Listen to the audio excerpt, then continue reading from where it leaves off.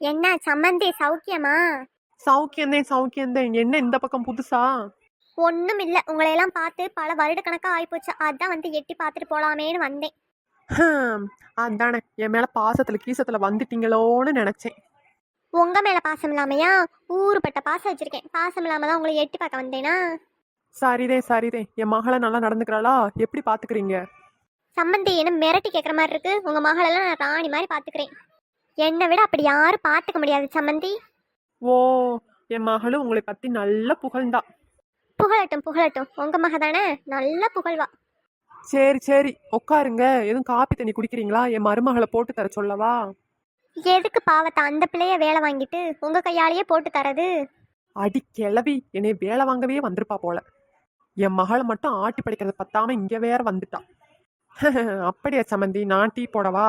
அதை நீங்க வாயிலேயே வைக்க முடியாது. நான் டீ போட்டு பல வருடக்கணக்காய் போச்சு.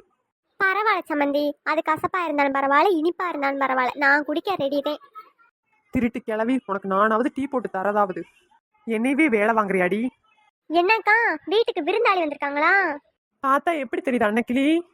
ரொம்ப வேண்டப்பட்ட விருந்தாளி. ஆமாக்கா, இவங்க மகளைத்தான் என் மயனுக்கு கட்டி கொடுத்துருக்கு. ஓ, நெட்டவெளியோட மாமியாவா நீங்க? சின்ன பிள்ளை அக்கா, கறி மீனெல்லாம் எடுத்து அசத்திருப்பியா உன் சமந்தாரங்களுக்கு? ஆமாண்டி, ஆமா. என் மருமக அங்க வகையா சமைச்சிட்டு இருக்கா. இவ சொல்லாம கொள்ளாம வந்ததுக்கு நான் என்ன பண்ணேன்? ஒன்றும் பிரச்சனை இல்லைக்கா, இந்த மீனுக்காரி வரா. மீன் வாங்கி உங்க சமந்தாரங்களுக்கு நல்லா ஊட்டி விடுங்க. நல்லா சாப்பிட்டு புஷ்டிக்கா போட்டும். நீங்க என்ன ரொம்ப நல்லவங்களா இருக்கீங்களே. ஆமா என் குணத்தை அப்படிதான் எல்லாரும் நல்லா பாராட்டுவாங்க. உன் முகரையிலே சாத்துவாங்க. நான் இருக்க கடையில இவளுக்கு மீன் வாங்கி ஆக்கி தரதா? எல்லாம் என் தலையெழுத்துடா சாமி. என் மயன் கஷ்டப்பட்டு சம்பாதிக்கிறான், இவன் ஓசி சோறு சாப்பிட வந்துட்டான். ஏமா மீன் எங்க மாமா? சை, இவ வேற மீன் கறியை கூப்பிடுறா பாரு. இருக்கிறவளுக்கு ஃபுல்லா வெறுப்பேத்த மட்டும்தான் இருக்காளுங்க.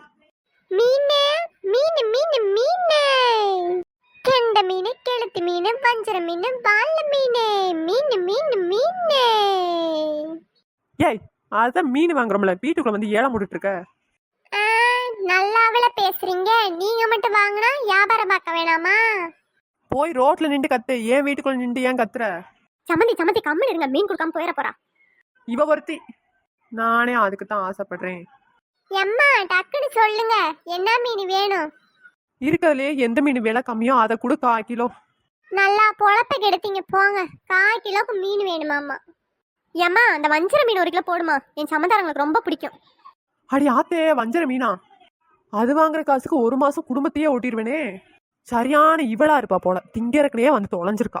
வஞ்சர மீன் விற்கிற விலைக்கு நான் லோன் போட்டு தான் வாங்கணும். ஒரு நாளாச்சும் என் மகளுக்கு எடுத்து கொடுத்துருப்பாளா? வந்துட்டா என் வீட்டுல திங்கறக்கு. வஞ்சர மீன். ஏமா, இருக்கிறதுலே நான் சொன்ன மாதிரி கம்மி விலையில போடு.